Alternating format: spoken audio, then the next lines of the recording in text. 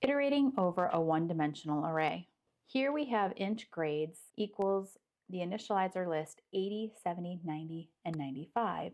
And then we use a for loop to iterate. When we access our for loop, we start with the initializing expression and we set index equal to 0. Then we check, is index less than grades.length? Grades.length is how many elements are in this array. So in this case, 4. So is 0 less than 4, which it is, which means we're going to move to the body of the loop.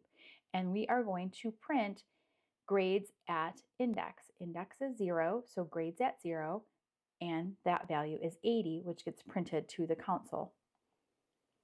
Next, we are going to do the step expression, and we are going to increment index by 1. So now index is 1.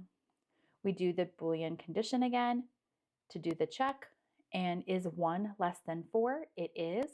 And so now we access grades at 1, and that's going to give us 70, which will be printed to the console.